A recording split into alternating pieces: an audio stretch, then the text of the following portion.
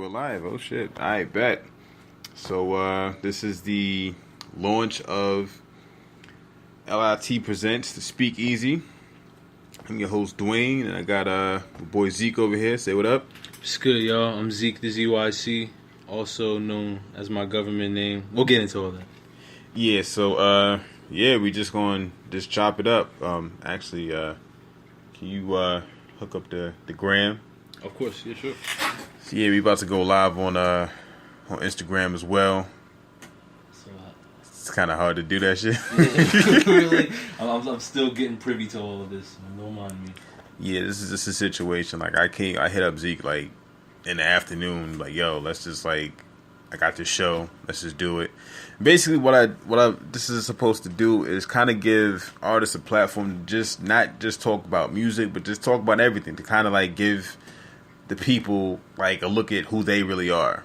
You know, a lot of times, a lot of these interviews are like very politically correct and this, that, and the third. But just letting people talk and, you know, live their truth or say, you know, whatever it is. Because ultimately, with this music thing, it's not just about, at least nowadays, it's not just about the music that you make. It's who you are as a person, you know, and if people like you. There's a lot of trash artists out here that, you know, they trash, but, you know, they're cool. They give good interviews, you know what I'm saying? They have an infectious personality. So, you know, let's not give, how about we give these artists that actually do have talent, you know what I'm saying? That may or may not have an infectious personality, you know, a chance to like really plead their case. So that's really the premise of the show. As I'm sitting here stolen, waiting for Zeeq to, you know, set this shit up. So we live on Instagram?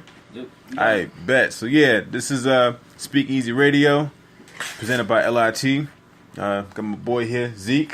It's good, y'all. I'm Zeeq. The ZYC. So tell the people about yourself. My name is Zeeq, and I make music. Point blank, period. That's it. I mean, there's more to me, but you know what? That's the most important part. Yeah, the music. The definitely music. So as I was telling, because I'm recording on two different things right now. I got this right here and on Spreaker, and I got, you know, Instagram Live. It's actually my first time, I think, going live on Instagram. So what up? If you're sending me stuff on the thing, I can't see it, but I'll get to it later. Yeah, I'm on some light skin stuff, but, you know, it's cool. Team dark skin all day, baby. Man, look, we all need to come together, but for real, y'all light skin people be tripping.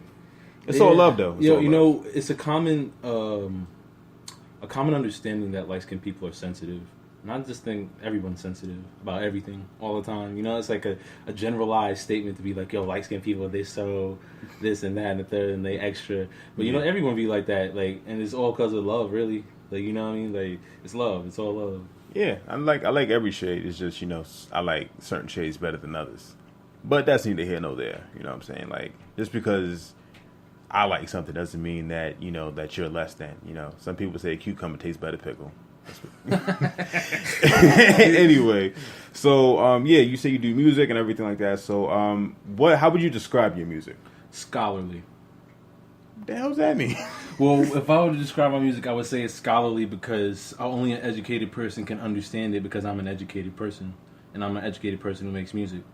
Now, contingent on how whomever else feels whatever about that, that's the place and the intentions, you know, that's where my intentions come from. So I look at it that way. I'm constantly in my studies, and I feel like people who will find my music would be people who study music or people who go searching for it. Like, you probably just don't like find my music just like all willy-nilly, like, you know. So you don't make music for dumb niggas?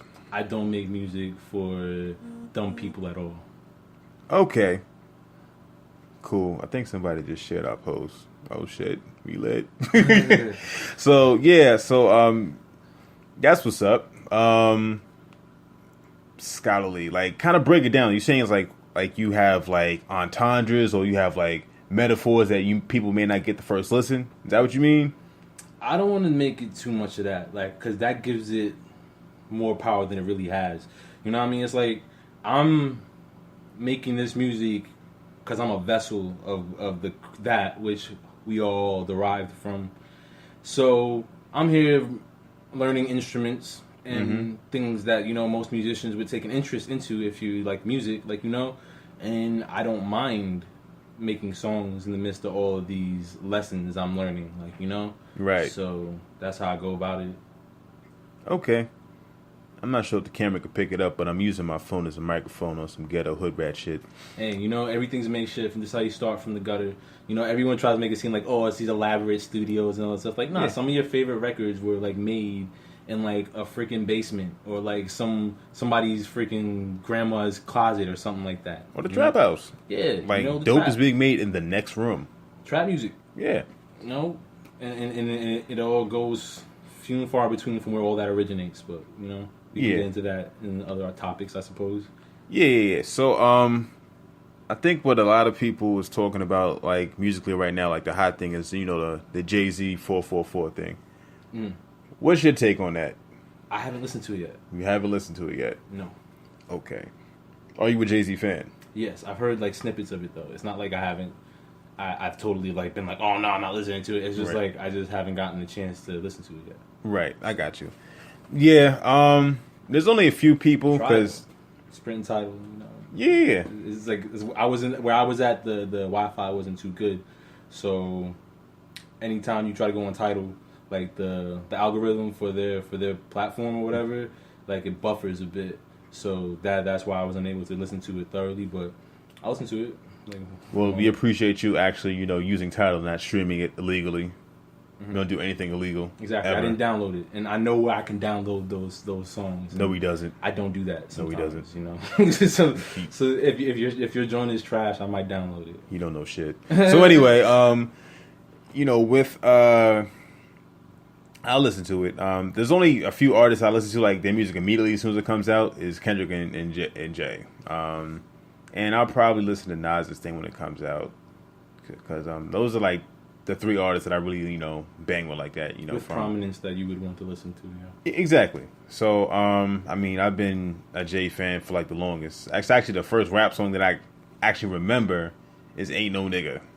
I used to hear it, you know, on the radio all the time, and I actually got dragged on Twitter for saying, like, yeah, you know, growing up, I never heard Nas on the radio. Like, all I heard was If I Ruled the World. And I grew up in Queens, and everyone was like, what you talking about? Whatever. And I'm just like, yo, like, people was telling me I was delusional, my math ain't adding up. I'm like, how you going to tell me about my experience? Yeah. You know what I mean? You know, and that's a good point you make there, you know, because it's all context.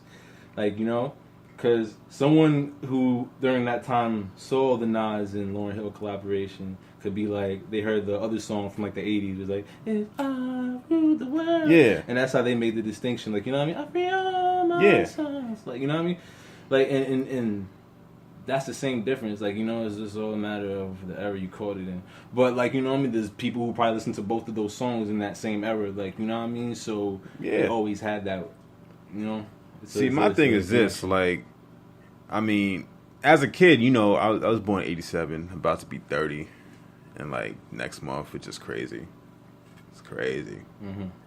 And I'm not washed, though. I still get accused of being 23. That's probably because I'm immature. But anyway, like, as a kid, all I'm remembering is, like, really, like, melodies. You know what I'm saying?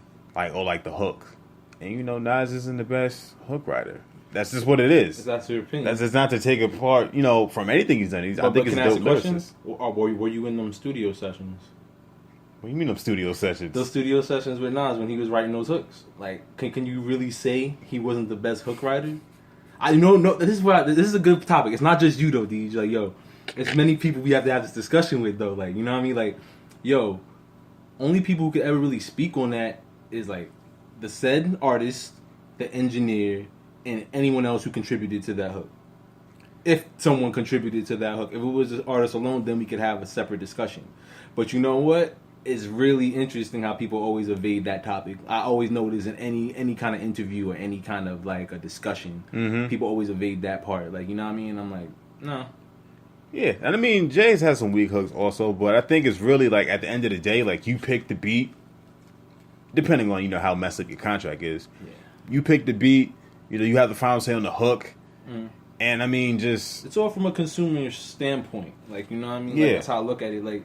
Because you're getting the music, like the artist. I forgot who said this. I think it's Andre 3000. He's like, you download it, and the artist like pays for it. Like, you know what I mean? You download it for free and the artist pays for it. And y'all don't think nothing of it because, I mean, if you're buying the music, you're getting a product. That's different. Right. But if we giving you free music, like, constantly all the time, like, you don't understand the hours of tedious work that goes into, like, being able to sit in the studio and be like, yo, let me relax for a moment and write this song. Let me write this hook. Let me write this chorus, this bridge, you know? Yeah. Or like, what'll sound nicer with this bridge? What can I edit out? You know? Like, and just people forget all of that when they have a consumer standpoint of music. I feel you, but the thing is, I also make music. You know what I'm saying? And, like... You're different. You're able to differentiate. Oh, you talk about the regular niggas out there. The general consensus. The mediocre Negroes out there. Yes. The general consensus of people who don't have a grasp of where they stand on this music thing. You know what I mean? Like, I got you. Yeah, I mean, you did say that he wasn't directing it towards me. So. It wasn't directed towards anyone. Listen, I don't send subliminal shots. I'm a direct person. Headshot. Like, yo, everything I do is, like, really, like, you know... Since I was a kid, it's not just something that just started happening because I got cameras in front of me, and like I've always been like that, like getting beat up as a kid by older kids because I'm not gonna let you tell me what to do, like you know what I mean, like so I don't care, like I'm gonna be that way. I'm a concise person. I'm not going looking for trouble majority of the time, so that's how it is. But my thing is this: why isn't anyone acknowledging it to begin with? Like you know what I mean? Like God knows why. All right, so getting back to the actual question, well, I mean, you answered it, but Jay-Z's album is a lot more mature than his typical stuff, and I guess more digestible for the masses because, I mean, he's always been talking about economic, you know, empowerment from, like, day one, you know, like, from feeling it, you know what I'm saying? Like, if every nigga in your clique is rich, your clique is rugged, you'll never fall because everyone be each other's crutches. Like, that's game, you know what I'm saying? That is such game. It's such a bar because... He exposes in one line, and someone said this also before, like you said, Jay described 1984 to like 1996 all in like three stagnants of like bars, like you know what I mean? And, I mean indents, pardon me, stagnants. Nah, like so like that's what he described it as, like, you know what I mean? Like, and I was like, yo, that's profound to say and acknowledge because that says that he used a minimal amount of words just to get a message through people, and they knew what he was talking about. Like, you know what I mean? It wasn't just the rap fans. It's like, yo, someone walking in the street and they hear that on the radio. They hear and knew exactly what he was talking about through the sets of some bars, through some words. He described it. He was descriptive. Yeah. And a lot of people don't do that nowadays. Nowadays, people, like, kind of give you the fiddy daddle, like they just give you whatever it is, like you know what I mean, and it's just that, like you know what I mean. Those are like descriptive messages, you know what I mean, and only a person who went through the message or like the lesson itself could really describe it to you with that kind of perspective. If you ask me, like you know what I mean. Yeah, I mean, I just know that again, like because people talk about Nas has been saying this and that, et cetera, and it's just like, first of all, no one was talking about Nas at that point. Which again, like he's great in his own right. They're both great. Both of them. I think that what I just said for Jay is like it's like for anybody. Like, you know what I mean? It's not just for him. Like it's like for people who make music like that. Like you know what I mean? It's a gift and they're vessels of expression. Like you know what I mean? Like it's not just for one specific person. Like I said, I don't do the subliminal thing. Like you know what I mean? Like I'm very direct about the stuff I say, and the message carries with the intent. You know what I mean? Yeah. So that's what it is ultimately. Yeah. But, you know, I mean, for one, like, the message is getting out there. Like, despite who it's coming from, the message is getting out there. Yeah. And, I mean, again, like, Jay's been doing it. He's like, do you listen to music or skim through it? Like, there's been a lot of gems that I got from Jay. There's a lot of gems I got from Nas. So many. The weird thing about that is, you know, Nas is, I guess, more lyrical, but I feel like Jay-Z has more depth. And what I mean by that is, every time I listen to Nas, like his whole discography, I do kind of, you know, Nostradamus is kind of hard to listen to. I'm not gonna lie to you. Yo, but it had some tracks on there that was on the radio and that was doing some joints. Like you know what I mean? Like it's just they don't get acknowledged like that. Was You Owe Me on Nostradamus? Yes, it was. But that was a great song. Was it not? Was the clubs not bumping with You Owe Me? Yeah, and I used to like that song. Okay, but then like I grew up and listened to it. I was just like, damn. People say that now. Because they see what their careers have